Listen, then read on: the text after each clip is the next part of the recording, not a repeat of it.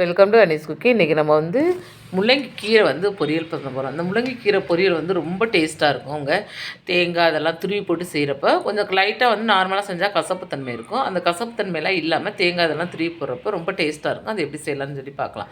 நல்லா இதை வந்து கீரையை வந்து நல்லா வாஷ் பண்ணிடணும். லேசாக சுரசுரப்பு தன்மை மாதிரி இருக்கும். வாஷ் பண்ணிவிட்டு நல்லா நைஸாக நறுக்கணும். அதான் மெயின். அதுக்கப்புறம் வெங்காயம் கொஞ்சம் கூடுதலாக வேணும். காஞ்ச மிளகாய் உங்களுக்கு வந்து காரத்துக்கு ஏற்ற மாதிரி, தேங்காய் துருவலும் கொஞ்சம் கூடுதலாக இருக்கணும். இப்படி செய்கிறப்ப ரொம்ப டேஸ்ட்டாகவும் இருக்கும், கசப்பு தன்மை இல்லாமல் இருக்கும்.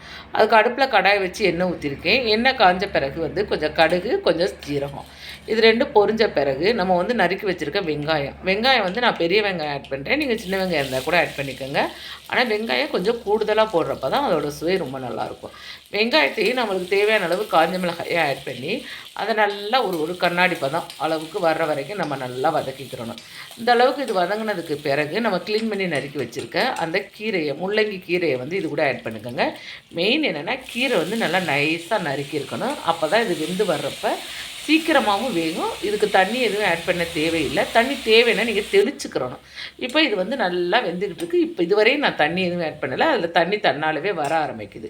இதை நல்லா மிக்ஸ் பண்ணிக்கிறணும். மிக்ஸ் பண்ணிவிட்டு நான் இப்போ வெந்துருச்சான்னு பார்த்தேன். ஆனால் கொஞ்சம் வேகாத மாதிரி இருந்தது. அதனால் கொஞ்சமாக லைட்டாக நான் தண்ணி தெளிச்சுக்கிட்டேன். இப்போ வந்து இறக்குறதுக்கு முன்னாடி தான் கொஞ்சமாக உப்பு போடணும். அதுவரை வெந்து முடிக்கிற வரை நம்ம உப்பு போடக்கூடாது. வெந்து இறக்குறதுக்கு முன்னாடி லேசாக உப்பு போட்டு மிக்ஸ் பண்ணி விட்டுட்டு நம்ம இப்போ வந்து இந்த ஸ்டேஜில் தேங்காய் துருவல் ஆட் பண்ணி இதையும் 2 நிமிஷம் மிக்ஸ் பண்ணிவிட்டு இறக்கி நீங்கள் சாப்பிட்றப்ப இதோட டேஸ்ட்டு ரொம்ப ரொம்ப நல்ல ஒரு சுவையாக இருக்கும். பசங்க கூட சாப்பிடுவாங்க. அந்த அளவுக்கு இது டேஸ்ட்டு நல்லா இருக்குங்க. ஆனால் உப்பு மட்டும் இறக்குறதுக்கு முன்னாடி தான் கீரைக்கு போடணும். மூடி கூட நீங்கள் வச்சு வேக விட தேவையில்லை. சும்மா திறந்து வச்சே நீங்கள் வந்து கிண்டி இறக்கி விடுங்க. பிடிச்சிருந்துச்சுன்னா லைக் பண்ணி எனக்கு சப்போர்ட் பண்ணுங்கள். தேங்க்யூ.